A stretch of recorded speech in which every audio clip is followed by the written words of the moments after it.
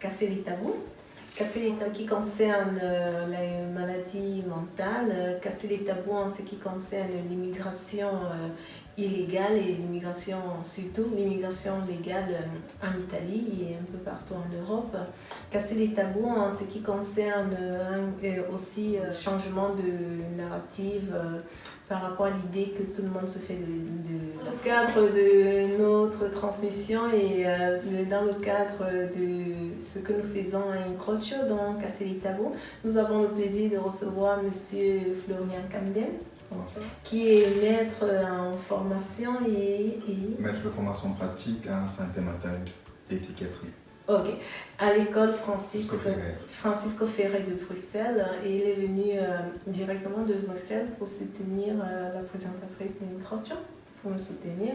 Merci d'avoir fait tout ce déplacement pour moi. Donc aujourd'hui nous allons parler de santé mentale. Santé mentale parce qu'à Incrocio nous pensons que la santé mentale est autant importante que notre santé physique et que dans la diaspora et parfois en Afrique aussi, ce sujet demeure un tabou. Il demeure un tabou pas seulement en Afrique, pas seulement dans la diaspora, mais on croit aussi au niveau international. Donc nous remercions encore monsieur Camden Florian d'être venu pour nous parler de ça. Donc en fait, pouvez-vous en quelques mots nous parler un peu de votre travail et en quoi consiste-t-il et surtout pourquoi vous avez choisi cette filière? Donc en fait à la base je suis infirmier en psychiatrie, j'ai fait une formation de 3 ans en tant qu'infirmier, j'ai fait une spécialisation de 1 an, spécialisation en santé mentale et psychiatrie. J'ai travaillé dans une unité de psychiatrie à Bruxelles pendant 4 ans et étant donné que j'étais référent déjà étudiant, donc lorsque les étudiants venaient dans l'unité, donc c'est moi qui les aidais à prendre leur place, à leur expliquer un peu comment le travail d'infirmier se déroulait, donc j'ai vraiment aimé ça. Et une grande opportunité s'est présentée à moi, donc j'ai pu intégrer une école, d'où justement encore commencé l'idée de devenir maître de formation pratique en fait. Et ça se voit que vous aimez ce que vous faites et vous vous y plaisez. Mais pourquoi à la base, pourquoi avoir choisi de faire une spécialisation en santé mentale et psychiatrie?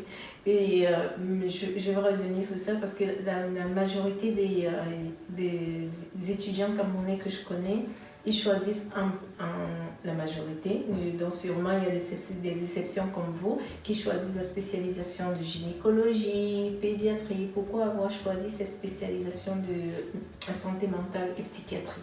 Est-ce un sujet qui vous parle, un sujet qui vous touche? Parce que c'est un sujet qui me parle depuis justement quand commencé l'Afrique, comme beaucoup justement encore des citoyens qui viennent justement encore de l'Afrique et tout. Donc je pense que c'est un sujet qui est vraiment très très important. Pourquoi? Parce qu'on a souvent une idée de la psychiatrie en Afrique, de se dire que bah oui, quand quelqu'un est souffrant, quelqu'un qui a des problèmes psychiatriques, c'est souvent un peu lié à la sorcellerie, c'est souvent un peu lié à la folie, c'est ça, quoi, à la folie et tout. Donc c'est pas vraiment très spécifique, quoi. Donc j'ai eu l'opportunité de pouvoir faire cette spécialisation parce que j'ai fait un stage au choix, parce qu'on a la possibilité d'avoir des stages au choix. C'est quoi le choix pour ceux qui ne connaissent pas? Un stage au choix, ça veut dire que durant les études, durant les années d'études, vous pouvez choisir un domaine bien précis dans lequel vous voulez exercer, un domaine où vous n'avez pas l'habitude justement encore de faire des stages. Et moi, la psychiatrie déjà, dans les cours que j'ai pu avoir et tout, donc j'ai bien aimé la psychiatrie. Je me suis dit, pourquoi pas la psychiatrie? Pourquoi pas?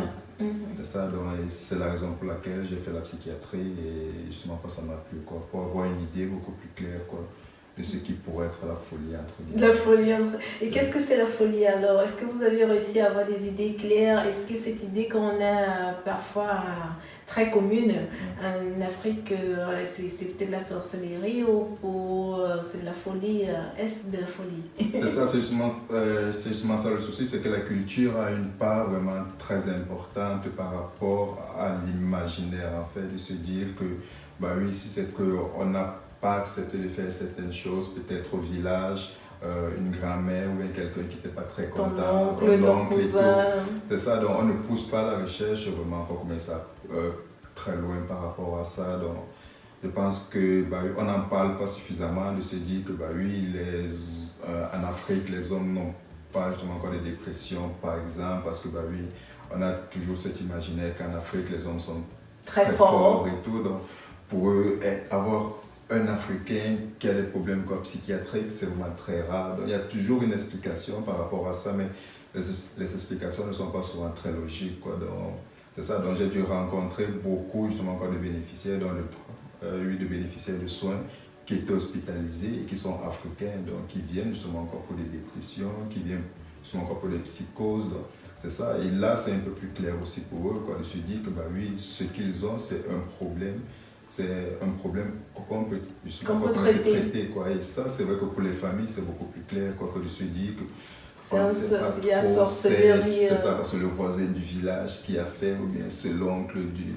C'est ça, donc c'est un peu plus clair, quoi, pour les familles, en fait. Ok, mais comment les gens arrivent par rapport à la communauté africaine? Qu'est-ce que vous pensez qu'on peut faire, en plus d'avoir des débats comme celui-ci, pour pouvoir casser ces tabous-là et pour pouvoir aider ceux qui peut-être qui souffrent d'aller consulter? Et comment reconnaître déjà qu'on souffre de ces pathologies-là? Parce que quand j'ai des maux de tête, je sais que j'ai des maux de tête, oui. Par exemple. Comment je fais pour pouvoir réaliser que là, j'ai un problème de dépression et il faudrait que je consulte? C'est vraiment plus comme sa culture de se dire qu'il faut qu'on forme peut-être un peu plus que le psychiatre, parce que je sais que, je vais prendre l'exemple, comme c'est de l'Afrique, on n'a pas assez justement encore de psychiatres. Donc ça veut dire qu'il n'y a pas beaucoup de psychiatres qui finissent des formations et qui retournent en Afrique.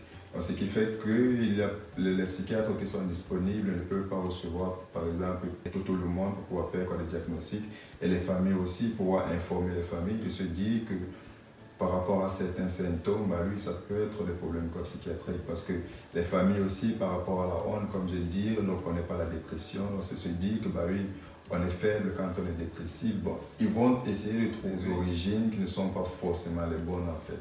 Donc je pense que pouvoir informer les gens, de se dire que ces problèmes-là existent aussi en Afrique, et que c'est pas pathologie, parce que ce sont justement des pathologies existent aussi en Afrique, je pense que ça pourrait déjà être... Donc passer par l'information, en parler beaucoup, toujours en parler et informer, donc vous pensez, et afin que cette information arrive à tout le monde et qu'on puisse en parler librement. Sans... C'est ça, surtout qu'on puisse en parler librement. Donc, je dis que c'est une information importante et qu'on puisse en parler librement. Donc, je pense que ça pourrait déjà être très bien. Ok.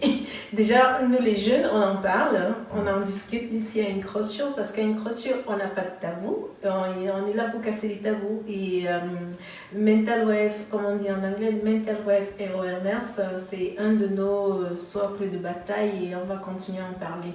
Donc, vous disiez, il faut en parler, il faut informer. Je reviens à ma question.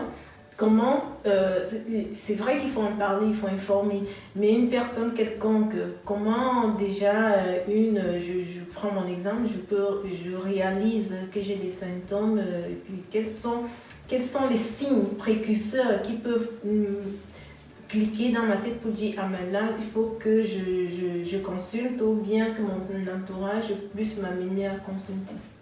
C'est vrai qu'il y a plusieurs signes en fonction justement de la pathologie que la personne va avoir, en fonction de la dépression. C'est vrai qu'on ne peut pas diagnostiquer un problème parce qu'on observe une personne durant une semaine et tout. C'est vrai que je ne suis pas justement comme un psychiatre, mais les psychiatres ont justement ont des champs un peu plus larges par rapport au diagnostic et tout. Donc c'est vrai que c'est eux justement qu'ils vont faire justement le diagnostic par rapport à la pathologie.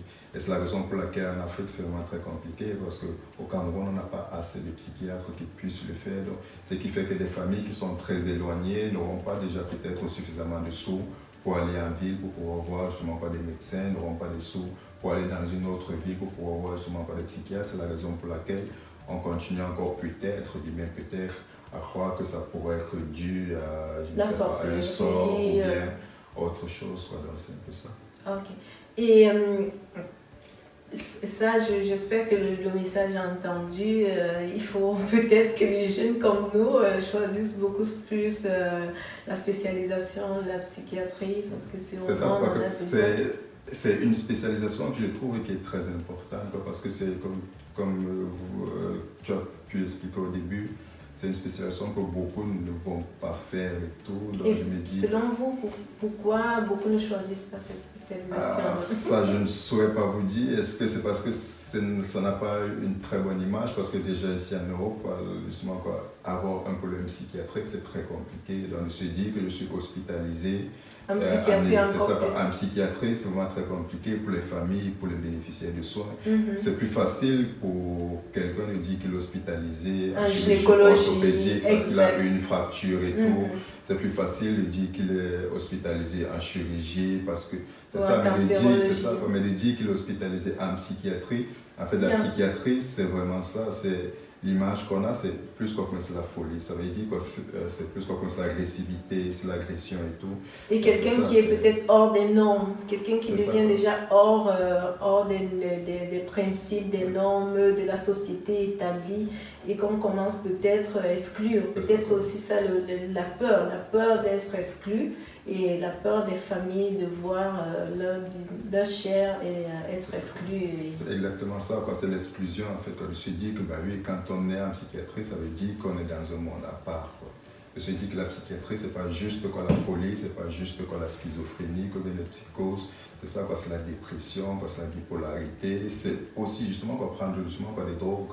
Je me suis dit que quand on prend des drogues de manière continue et que ça entraîne des problèmes quoi, comme c'est au niveau familial et tout, ça peut aussi justement être quoi, comme c'est un problème psychiatrique, quoi. Je me suis dit que l'alcool aussi, quoi, quand on est alcoolique, c'est aussi un problème quoi, psychiatrique. Donc, quand on est alcoolique en Afrique, c'est quelqu'un qui supporte bien l'alcool, qui boit trop, c'est pas un problème. Mais non, mais en Afrique, pourtant, ça a des aussi, conséquences sur sa famille ça, et peut-être même sur son travail. Ça a des conséquences quoi, sur sa famille, ça a des conséquences aussi quoi, sur lui, quoi, parce que physiquement aussi, quoi, qu'il y a justement quoi, des répercussions. Ça, c'est un problème quoi, psychiatrique, quoi, comme c'est l'alcool. L'alcoolisme, c'est un problème psychiatrique, c'est pas juste la folie, comme beaucoup de gens peuvent justement.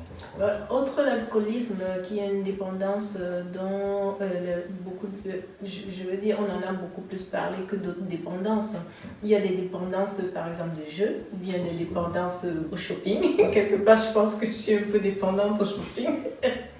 Malheureusement, j'essaye de faire de mon mieux. Mais par rapport à cette dépendance-là, je suis tout le monde, il y a eu beaucoup de awareness par rapport à la dépendance de l'alcoolisme, mais la dépendance des jeux, les autres dépendances un peu pas assez traitées au niveau médiatique. Qu'en pensez-vous et qu'est-ce que ces personnes-là peuvent faire pour pouvoir trouver de l'aide c'est plus vers la psychiatrie ou vers la psychologie? Bah, je peux dire que les deux sont justement encore comme c'est lié parce qu'en psychiatrie, on a aussi justement encore des psychologues qui peuvent aider les problèmes de dépendance, que ce sont justement encore les psychiatres aussi qui peuvent aider, quand je me suis dit, quand on a un problème de dépendance, que ce soit justement encore des addictions au jeu, des addictions à des substances et tout, donc c'est le psychiatre qui peut aussi aider dans ce genre de situation-là. Et c'est vrai qu'on parle de dépendance quand il y a déjà des problèmes justement quoi, avec quoi, comme c'est plus quoi la famille, de se dire que bah oui, au niveau de la famille, il y a beaucoup plus de problèmes.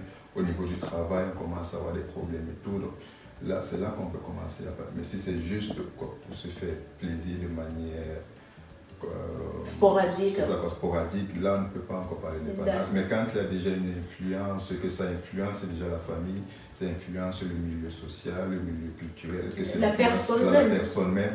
Là, c'est vrai qu'il faut commencer à se poser des questions, quoi, de se dire, est-ce qu'il ne pourrait pas déjà avoir un spécialiste quoi, pour pouvoir l'aider, mais après, il faut que la personne aussi puisse accepter, parce que comme je dis, la première chose quand on traite justement encore de dépendance, c'est que la personne puisse accepter qu'il a un problème. Et ça, c'est sûrement la chose la plus difficile, que la personne accepte qu'il a un problème. Comment on y arrive? Bah, c'est un travail qui se fait vraiment quoi, je dirais quoi, plus quoi, sur la durée, parce que faire accepter à quelqu'un qui a un problème, c'est souvent très compliqué. C'est un peu comme si on vous dit aujourd'hui que vous avez un problème par rapport quoi, à un jeu ou bien par rapport aux écrans, alors que vous avez l'habitude de le faire tout le temps, bah, c'est très compliqué quoi, de l'accepter. Et c'est ça, donc le traitement, on va dire le suivi va se faire en plusieurs phases. Donc, pour que l'acceptation arrive. Est-ce que arrive, l'acceptation arrive souvent un peu tard, quand il y a déjà des conséquences malheureusement très néfastes et très négatives sur la personne et sur son entourage? Bah oui, l'acceptation justement arrive souvent quand il y a un déclic. Le déclic, ça peut être une grosse difficulté au niveau.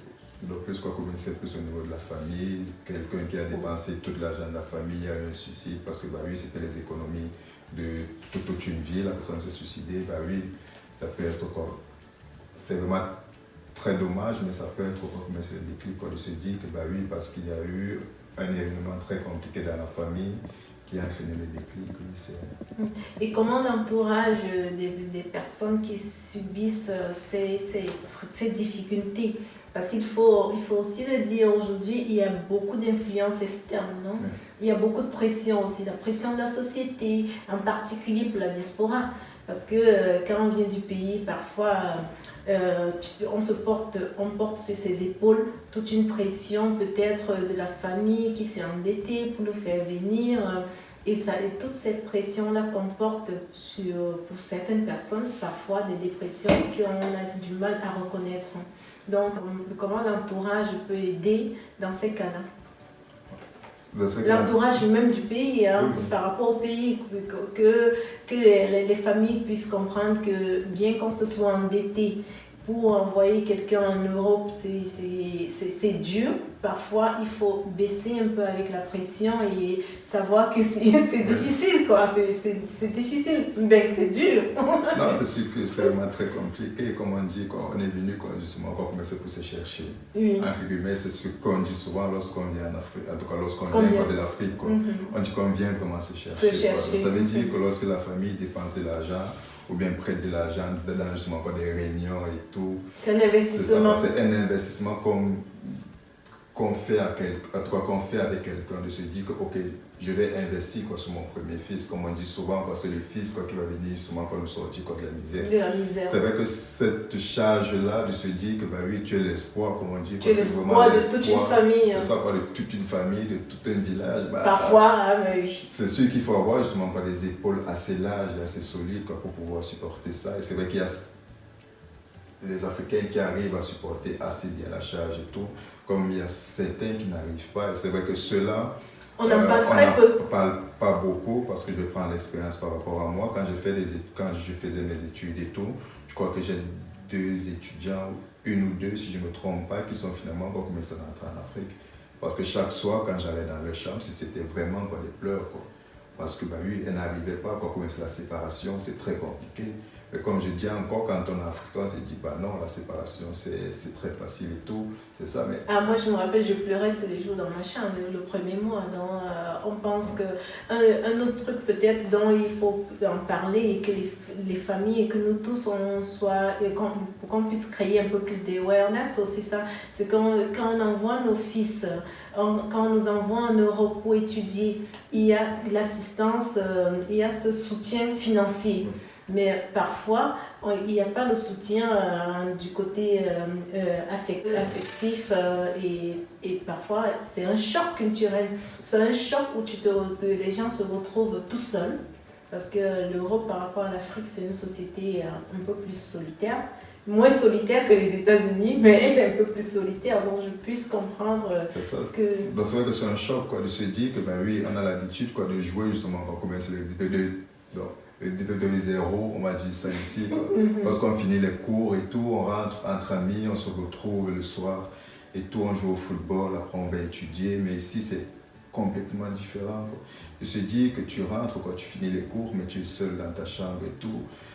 C'est vrai que c'est très compliqué pour les gens, ceux qui ont eu l'habitude de rentrer, de discuter autour, justement du poisson brisé, de la maman, de la voisine, tous les frères. C'est ça, de discuter autour, justement, on prend un plat, le BH. C'est le BH et tout. On discute, c'est ça. Donc, c'est se dire qu'il y a toujours, justement, le social, indirectement. Donc, c'est ça, on est toujours autour de, c'est ça, les voisins, les amis et tout. Et mais ici, on se retrouve subitement seul. Ici, on se retrouve subitement seul. On a fait 18 ans, on était vraiment entouré avec la famille. Et du jour au lendemain, pendant 1 mois, 1 an, pendant le froid et tout, on est tout seul. Oui. Des fois, on allait les voir, mais ils étaient toujours en pleurs. Quoi. Ils se disent, bah oui, on appelle tous les jours en Afrique. Ils se disent, c'est très compliqué, je ne m'en sors pas. Mais c'est très compliqué pour elle parce que le seul retour qu'elle a, alors qu'elle attend, c'est ça qu'on essaie justement quoi, de la reconforter un peu des parties, on a misé sur toi, hein, ça, on a misé sur ça, toi et tu dois réussir. C'est ça, les seuls mots qu'elle veut entendre, c'est bah oui, qu'on ne t'inquiète pas, ça va aller, justement pas de rassurer la personne, mais non, c'est comme tu dis, c'est non, on a prêté de l'argent pour toi, c'est ça, donc si c'est que tu reviens, quoi, tu vas faire honte à la famille et tout, tu penses que tu vas rembourser l'argent là qu'on met et tout, c'est ça, c'est cette pression là qu'on met qui fait que c'est souvent très compliqué quoi, pour certains. Mais sauf que ça, on n'en parle pas assez, alors que je suis sûr qu'il y en a énormément quoi, qui souffrent de ça. Je se dis que, bah oui, qu'est-ce que je vais faire? Si c'est que j'arrête mes études, qu'est-ce que je vais faire? Si c'est que je ne rembourse pas l'argent de la réunion qu'on a prêté, on a prêté 1 million à la réunion et tout, qu'est-ce que je vais faire? Si je rentre maintenant, est-ce qu'on va m'accepter dans la famille? Oui. Est-ce qu'on accepte ceux qui ne réussissent pas? Ça, je ne sais pas. Je ne sais pas s'il y a des études qui sont menées par rapport à ça. Donc, je me dis, bah oui, peut-être on devrait mener des études, commencer par rapport à ça, de savoir est-ce que ceux qui retournent en Afrique, parce que ça n'a pas fonctionné ici, est-ce qu'il y a une aide qui est mise en place? Est-ce que plus que l'aide, même l'acceptation même au niveau de la famille. Est-ce que tu n'es pas exclu cette personne-là qui n'a pas réussi, cette personne qui est partie et qui a fini l'argent de la famille et dans certains cas, tu peux mettre la famille à plat. C'est ça, j'imagine bien que c'est pas très justement, mais c'est facile pour la famille d'accepter qu'on a misé énormément comme c'est d'argent sur quelqu'un. On attend bien sûr, justement, quand c'est plus un retour, quand c'est sur investissement, on se dit, ok, on a investi 1 million sur toi, il faut bien que tu puisses rembourser. Et après, de se dire que, bah oui, quand tu dois faire aussi, commencer à monter, justement, si c'est que tu as de la famille, justement, de faire monter pas seulement tes petits frères, de faire monter tes oncles, donc c'est ça, c'est ça qui est vraiment très difficile, de se dire que cette charge-là et cette pression sociale, comme je dis, la pression sociale est vraiment très compliqué à supporter Et à gérer. C'est ça à gérer et tout. Donc il faut vraiment avoir des épaules assez larges et aussi un entourage qui puisse justement vous aider à plus ou moins commencer à surmonter ça. Okay. Et c'est vrai que on en parle pas assez et espérons qu'on va continuer à en parler et continuer à en débattre de la pression sociale que nous tous on a plus ou moins subi et en tant que diaspora et parler comme vous avez dit, discuter et faire de l'information en ce qui concerne le mental awareness afin que ce ne soit plus un tabou, qu'on puisse en discuter librement, mais pas seulement dans la société, dans la diaspora, comme vous le disiez, même en Europe, ça reste toujours un sujet tabou. Donc, essayer d'en parler plus et avec l'information. C'est sûr, oui, avec l'information et tout. Et c'est vrai que c'est quelque chose que je trouvais assez exceptionnel, parce que je ne sais pas si c'est le Sénégal qui travaille avec, en tout cas par rapport à tout ce qui est psychiatrie et tout d'abord que c'est maladie mentale.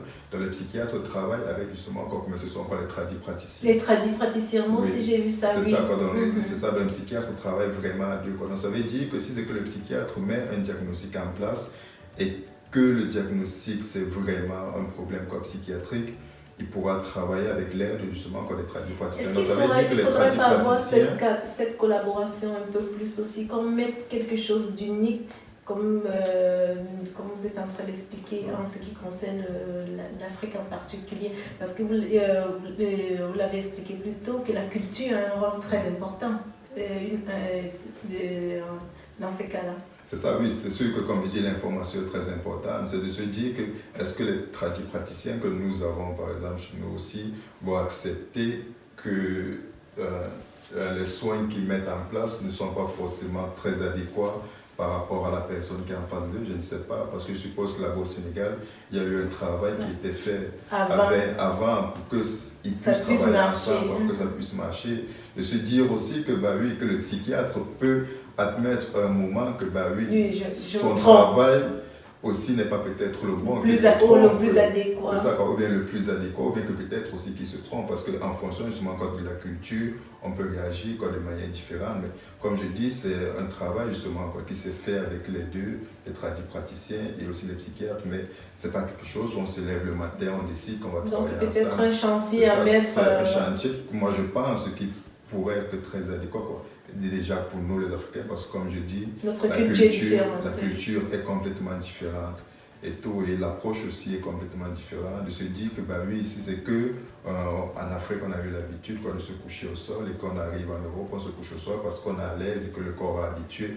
Oui, peut-être pour l'Européen c'est pas normal, alors que pour nous c'est normal. Donc il faut tenir compte de la culture. Donc la culture est vraiment très importante, de se dire que oui, la culture joue un rôle important quand on veut soigner les bénéficiaires qui ont des problèmes psychiatriques. De se dire que ce n'est pas juste parce qu'on a décidé que les symptômes que tu as, c'est X, c'est ça, non, c'est de se dire que, ok, en fonction de la culture, on peut adapter justement comme plusieurs choses. Et ça, c'est très très important ce que vous êtes en train de dire par rapport à la culture, comment il faut le fait qu'il faut tenir compte de la culture de la personne quand on propose même des soins à la personne. Est-ce que vous pensez alors que les psychiatres européens, ou bien si moi, Denise, je m'en vais chez un psychiatre, un psychologue européen qui n'a pas cette connaissance de la culture d'où je viens, peut facilement, ou bien quels sont les challenges que cette personne aura pour pouvoir me proposer le traitement le plus adéquat? Est-ce qu'il ne faudrait pas, comme vous avez lancé cet appel, qu'il y ait beaucoup plus de jeunes qui fassent psychiatrie afin qu'il y ait cette cohésion-là, qu'on puisse trouver aussi des psychologues, des psychiatres, beaucoup plus de personnes comme vous qui puissent tenir compte de notre culture? Oui, que ce serait une très bonne chose. C'est vrai qu'il y a déjà des psychiatres qui font cette formation-là, comme c'est en ethnopsychiatrie. Ça veut dire qu'ils incluent justement les familles dans leur traitement, mais justement comme c'est dans leur suivi. Ils incluent justement comme c'est la culture, justement comme c'est dans le suivi. Mais les psychiatres aussi, par exemple, à Bruxelles, qu'il n'y en a pas énormément. Ou bien quand bien même il y en a, c'est ça quoi, c'est plein. C'est ça quoi, c'est plein quoi, c'est vraiment très surbooké quoi. C'est ça, donc c'est se dire qu'il y a déjà alors des formations. Alors les jeunes, il y a cette spécialité. C'est ça quoi, donc il y a déjà des formations qui se font, mais il n'y en a pas énormément. Donc c'est pour dire que, et comme Bruxelles, c'est une ville avec justement des cultures énormes. C'est ça quoi, c'est ça quoi, et totalement différentes, variées et tout, donc c'est la raison pour laquelle il est vraiment encore commencé surbooké, parce que justement il est tellement qu'on commence à demander, parce que justement, pour faire, en tout cas pour mettre un traitement en place, pour mettre justement des diagnostics et tout, avec l'aide de la famille et tout. C'est ça, parce que c'est pour ça que j'ai dit, en psychiatrie, pour mettre un diagnostic en place, il y a vraiment beaucoup de critères qui sont mis en place. C'est ça, c'est se dire qu'on va discuter avec les familles en fonction de ce qu'ils ont observé et tout, avec tout entourage justement du bénéficiaire, pour voir un peu ce qu'on pourrait mettre en place. Et quelles sont, pour comprendre peut-être les raisons... Les raisons et tout, qui ont poussé, en tout cas, oui. Qui ont amené justement à avoir ce problème-là. Très intéressant. Merci beaucoup pour cette awareness-là. Et un truc, mon premier débat que j'ai eu avec le docteur Camden Charlie est toujours par rapport au social awareness, sur le mental health, et puis des critiques que nous avons reçues. C'était qu'en Afrique, on n'a pas besoin de psychiatre. Et qu'en Afrique, on a notre culture, en Afrique, et que les psychiatres, en fait, vous n'êtes que bons à donner des médicaments qui anéantissent la pensée des gens. Qu'est-ce que vous répondez à ça? Parce que moi, en fait, j'ai dit je ne suis pas spécialisée, donc je suis là pour poser des questions et c'est à vous de répondre. Ouais, mais je trouve que... je ne dirais pas qu'ils n'ont pas complètement tort. C'est vrai que quand on prend que ce soit les médicaments physiques ou bien qui aident justement les bénéficiaires par rapport on met les traitements en place. Pourquoi? Parce que imaginons un bénéficiaire de soins qui a complètement des hallucinations. Des hallucinations qui induisent de plus ou moins faire du mal à son voisin, à sa mère et tout. On va mettre des médicaments déjà pour l'aider à ce qu'il soit un peu plus, qu'on commence plus apaisé. C'est avec les traitements, on commence cette importance-là. De se dire qu'on va agir sur les symptômes qui qui arrive directement auprès du bénéficiaire du soin. On va agir sur les symptômes pour que le bénéficiaire du soin aille mieux. Après, il y a encore le travail, comme c'est psychologique. Ça veut dire que le psychiatre aussi ne donne pas seulement les médicaments, il faut aussi des formations pour pouvoir faire des entretiens avec les bénéficiaires du soin. Et quand ils sont hospitalisés, il n'y a pas seulement le psychiatre, quoi. Il y a le psychiatre, il y a la psychosociale, sociale, il y a aussi justement encore les infirmiers. Donc ça veut dire que ce n'est pas seulement un travail qui se fait avec que le psychiatre, donc il y a une équipe qui est autour, quoi. Oh. C'est vrai que le traitement est aussi important, donc dire que le psychiatre est seulement là pour donner le traitement, c'est vraiment juste quoi le réduire à ça. Et je pense qu'il fait vraiment encore comme c'est beaucoup d'autres choses. Oh, ok. En tout cas, nous vous remercions d'être venus et d'avoir fait tout ce voyage pour non seulement venir nous supporter. Merci, merci grandement. Il n'y a pas de quoi, un plaisir justement de t'avoir reçu l'invitation et la prochaine fois je pourrai encore revenir si jamais on m'invite. Ah oui, vous serez toujours la bienvenue. Et merci de participer à ce chemin de bataille que nous avons à Incrocio, qui est prendre soin de son mental et comment on prend soin de son physique, faire du mental health awareness et parler de l'information, comme vous l'avez dit, l'information c'est la clé pour pouvoir casser les tabous. Et à Incrocio, nous sommes là pour casser et à la prochaine, on parlera toujours de mental health, immigration et beaucoup d'autres thématiques. Merci de nous avoir suivis et au revoir. Au revoir. Crocio!